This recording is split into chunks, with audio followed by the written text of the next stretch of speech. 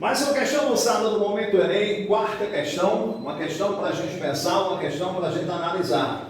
Semana passada eu fiz com vocês essa quinta, que era uma questão muito interessante, e essa quarta questão realmente também é uma outra questão, quando a gente tem bloquinhos pendurados, só que aí nós vamos construir o quê? Um gráfico, beleza? Desculpe aí. Então vamos lá. Em um laboratório de física, um chambinho realiza um experimento representado esquematicamente nessa figura. O chambinho segura o bloco K, né? Estou segurando aqui o bloco K, né, moçada? Sobre uma mesa sem atrito. Gente, vamos entender. Se eu estou segurando esse bloquinho K, automaticamente o bloquinho K não se mexe. E o bloquinho L também não. Então, o que é que a gente pode concluir inicialmente? Que a velocidade inicial dos blocos tem que ser igual a quanto, moçada? A zero, né? A velocidade inicial dos blocos tem que ser quanto? Tem que ser zero. Com essa besteira, né? Com esse simples detalhe, você já elimina de cara duas letras. Quais são as letras que você elimina? Você já elimina a letra C e elimina a letra D.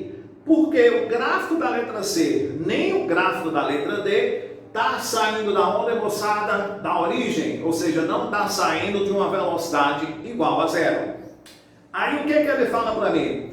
Esse bloco está ligado ao fio, ao outro bloco L, que está sustentado por esse fio. Em um certo momento, chambinho solta o bloco K e os blocos começam a se movimentar. Pessoal, no exato momento que eu solto esse bloco K, esse sistema, preste bem atenção, tem uma tendência de que, pessoal? De acelerar para a direita. Então, o sistema, né, professor, inicialmente ele vai ser o quê? Acelerado. Mas, professor, por que o senhor está dizendo inicialmente acelerado? Porque, gente, vamos pensar o seguinte, ó. Existe um fator aqui, né, que vai determinar a aceleração desse movimento. Como a gente já viu aí em questão anterior, a aceleração aqui seria o quê? Seria o peso de quem está o quê? Pendurado sobre quem, moçada? Sobre a nossa massa total, né? A gente viu essa relação aqui. Então, o que é que a gente pode concluir? A gente pode concluir que essa aceleração ela vai existir, que essa aceleração ela vai se manifestar enquanto o bloquinho está o quê? Pendurado.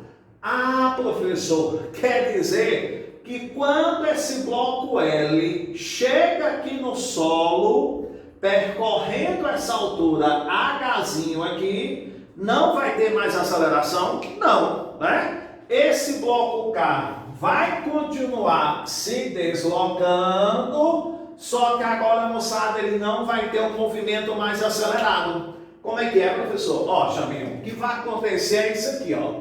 Você tem aqui a nossa superfíciezinha, ok? Ok. Aí lá vem o bloco K, né? Você liberou o bloco K. No instante inicial que você libera o bloco K, esse bloco K e o bloco L aceleram, né? Eles vão quê? Acelerar. Por quê, professor? Porque você tem o peso de um corpo pendurado. Então a aceleração é determinada a partir desse corpo que aqui está o que, galera? Pendurado, beleza? Aí enquanto o K se desloca para a direita, o L se desloca para onde? Para baixo. K vai deslocando para a direita, L vai deslocando para baixo. Então vocês concordam, moçada, que vai chegar um certo momento, né, que K vai estar bem por aqui, ó, K vai estar bem por aqui, né, moçada? E o L, né, ele já chegou no solo? Ah, sim, professor, eu concordo. Aí o que é que acontece, turma? No exato momento que L chega no solo. No exato momento que L chega no solo, o que é que acontece? O corpo não é mais acelerado. Por que ele não é mais acelerado, professor? Porque não existe o fator do peso que está pendurado. Porque o corpo já entrou em contato com quem, moçada? Com o solo. Fala, professor, e o que é que acontece nesse exato momento? O que vai acontecer, turma, é que esse bloco K vai deslocar o restante aqui do percurso com uma velocidade, o quê? Constante. Olha que legal. Ele vai se deslocar aí, moçada, com uma velocidade, o quê? Constante. Então, ele acelera no início. Quando ele toca o solo, não existe mais aceleração. E o bloco K passa a deslocar com velocidade, o quê, moçada? Constante. Então, turma, o que é que ele quer saber na questão? Assinale a alternativa cujo gráfico melhor descreve a velocidade do bloco K em função do tempo, desde o instante que é solto até chegar próximo à extremidade de quem, moçada? Da mesa. Olha aí, gente. Então, como é que ficaria o nosso caso do nosso gráfico? Eu vou traçar aqui o gráfico de quem? Eu vou traçar o gráfico da velocidade em função de quem, moçada? Do tempo, beleza? Se eu vou traçar, moçada, o gráfico da velocidade em função do tempo, o que é que acontece inicialmente? O gráfico sai da origem, porque a velocidade inicial é quanto? 0. Aí o bloquinho K acelera. Quando ele acelera, né, moçada? Essa velocidade ela vai o quê? Aumentar. Essa velocidade ela tem a tendência de quê, moçada? A aumentar. Depois de um certo momento, moçada, o que é que acontece com o bloco K? Ele passa a apresentar uma velocidade que é o quê? Constante. Então o bloco K passa a apresentar uma velocidade que é o quê, moçada? Constante. Portanto, gente, qual é o gráficozinho que a gente tem? Letra A. Então conserta aí o gabarito. Quarta questão, moçada, é a opção letra A, a nossa verdadeira.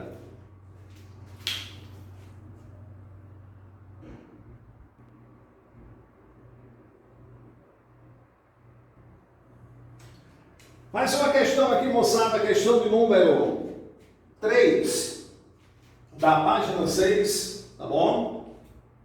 Questão 3 da página 6, questão estilo Enem. O que ele fala aí nessa questão? Um rapaz entra e um elevador que está parado no 5º andar de um edifício de 10 andares, carregando uma caixa de 800 gramas. Tem que transformar essa massa para quilo, lembra disso? Suspensa por um barbante que suporta no máximo uma tração de 9,6 newtons, ok? Estando a caixa em repouso em relação ao observador, o barbante, né, arrebentará somente seu elevador, certo? Opa, caiu aqui. Então, o que acontece aí, moçada? Vamos fazer um esquemazinho desse elevador e esse barbantezinho segurando tudo isso daí. Tá aqui o nosso esquemazinho do nosso elevador e a gente está supondo aí que ele está subindo o quê? Acelerado, né? Então a pessoa, pessoal, dentro desse elevador está segurando aqui, eu não vou desenhar a pessoa, tá bom? Mas ela está segurando aqui o bloquinho, né? Ela está segurando o bloquinho dentro desse elevador, ó. Tá aqui o bloquinhozinho e aí ela está segurando, né? Através de quê, professor? De um fio. Se esse bloquinho, pessoal, está sendo segurado através de um fio, esse fio transmite uma força, né? Como é o nome dessa força transmitida no fio, turma? Essa força transmitida no fio, eu chamo ela de quê, pessoal? Tração, né? Força que age no fio, eu chamo de tração. E aqui para baixo eu tenho quem? A força-peso, né? Aqui para baixo nós temos a força-peso. E aqui para cima nós temos a tração. É lógico que se o nosso elevador está subindo, a nossa tração ela teria que ter o quê? Uma intensidade, né, turma? Maior do que a força-peso. Aí ele fala, moçada, que a tração máxima, né, que ele suporta aí, quanto é o valor dessa tração máxima que ele suporta? A tração máxima suportada no fio é de 9,6 newtons, né? 9,6 newtons. E ele fala que a massa desse bloquinho aí seria quanto, moçada, pra gente? A massa desse bloquinho? 800 gramas. A massa desse bloquinho seria de 800 gramas. Aí o que é que acontece, professor? Bom, ele quer saber se esse fio vai arrebentar, né? Quando ele vai descer, quando ele vai subir, como é que é a história aí? Bom, é lógico, né? Se a tração está sendo 9,6, vamos entender aqui, ó. Se a tração máxima é 9,6, quanto é que seria o peso do corpo? O peso do corpo é a massa vezes a gravidade. Então, o peso do corpo seria essa massa aqui em quilo. Daria quanto para a gente? 0,8 quilos vezes a gravidade, que é 10. Tranquilo? Então, o nosso peso do corpo seria quanto? Seria 8 newtons. Então, raciocine. Se a tração máxima que eu tenho é 9,6 e o peso é 8, é lógico, gente, que aquela conclusão nossa está correta. O elevador tem que estar o quê? Subindo acelerado. Já que essa tração aqui é o quê, turma? Maior do que a força-peso. Então, eu fiz o cálculozinho aqui da força-peso para provar para vocês que realmente esse elevador, ele está subindo o que, moçada? Acelerado. Mas, professor, tem como eu calcular essa aceleração? Tem. Como é que a gente faz? A gente diz que a força resultante é o produto da massa por quem? Pela aceleração. Moçada, quem é a força maior? É que aponta para cima. Então, como é que eu escrevo? Tração menos o peso é igual a massa vezes a aceleração. Quanto é a nossa tração? 9,6, ó. A tração é 9,6. Quanto é o peso? 8. Quanto é a massa, gente? 800 gramas vai dar quantos quilos, hein? 0,8, né? A nossa massa seria 0,8 quilos vezes a aceleração. Lembrando que para transformar de grama para quilograma é só dividir por 1000, beleza? 9,6 menos 8 é quanto, pessoal? É 1,6, que é igual a 0,8 vezes A. Quanto é que seria a nossa aceleração? 2 metros por segundo ao quadrado. Então, gente, essa é a nossa aceleração.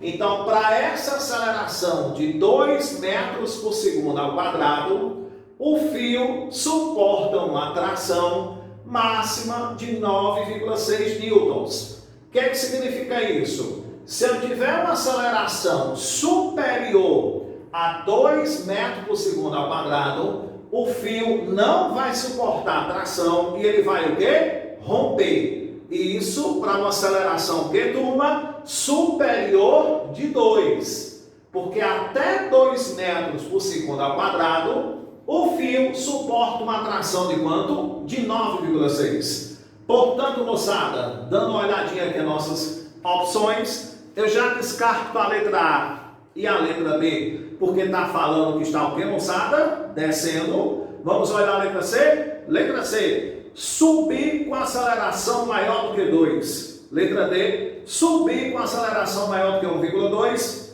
Letra E, subir ou descer? Não, é só subir. Então, turma, qual é a aceleração que vai romper o fio? Até 2 metros por segundo ao quadrado, o fio suporta uma tração de quanto? 9,6. Há uma aceleração, turma, maior do que 2 metros por segundo ao quadrado. O que é que vai acontecer com o nosso fio, pessoal? Ele vai romper. Portanto, qual a alternativa correta? Letra C, moçada, de carregadorzinho. Anote aí, gente, a terceira questão para a gente resolver mais uma outra questão.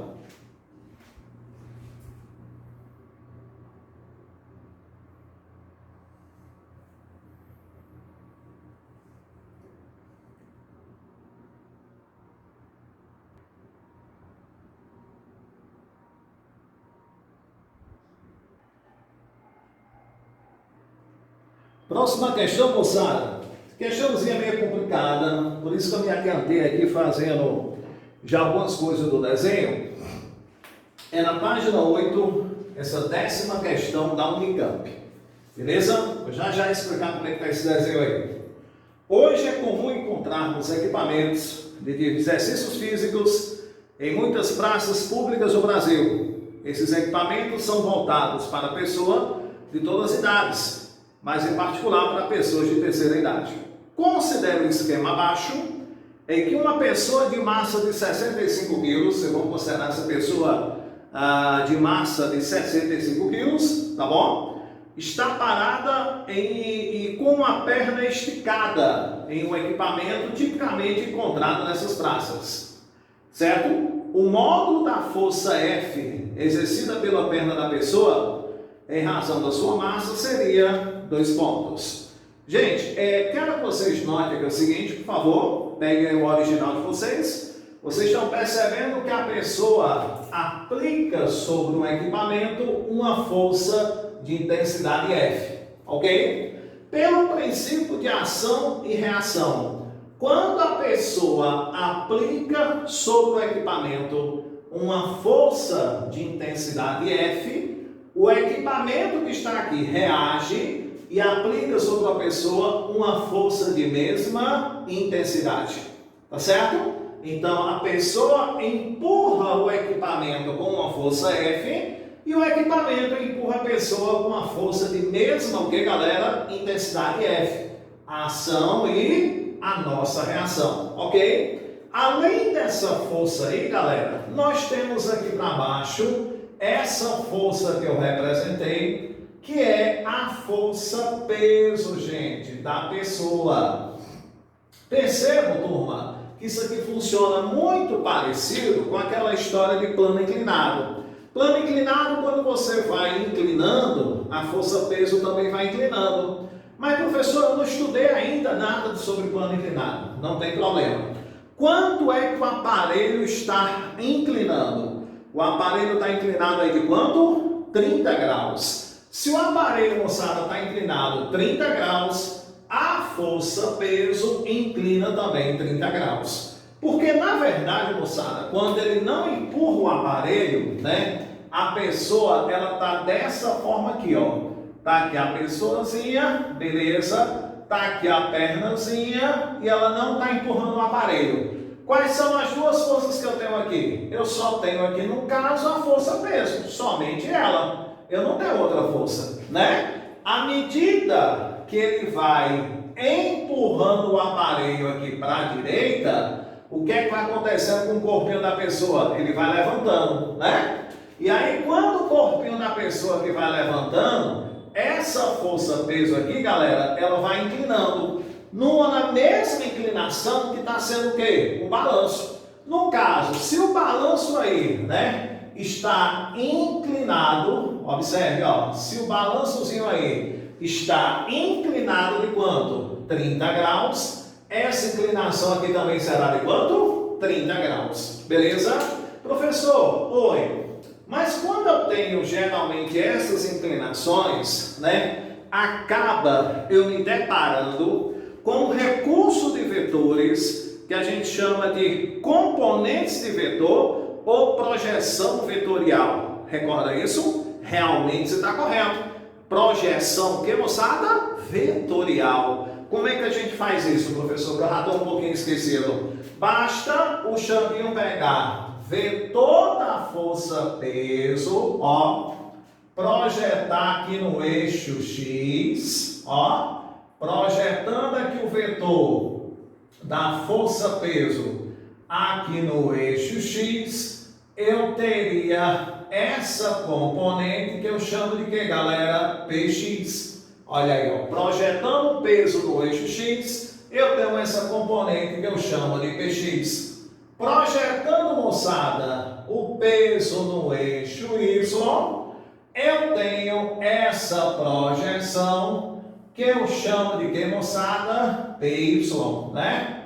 Mas, professor, oi, qual das duas projeções vai me interessar? Gente, vocês concordam comigo, né? que no exato momento que a pessoa aplica a força sobre o aparelho, que o seu corpo é deslocado para cima, ele fica segurando esse aparelho, ou seja, nesse exato momento aqui, a pessoa, ela está o quê? Equilibrada. Ou seja, nesse exato momento aqui, a pessoa está em repouso. Se ela está em repouso, ela está em equilíbrio. Se ela está em repouso e ela está em equilíbrio, nesse exato momento, você poderia afirmar para mim que a força resultante sobre a pessoa tem que ser quanto, moçada? Tem que ser zero.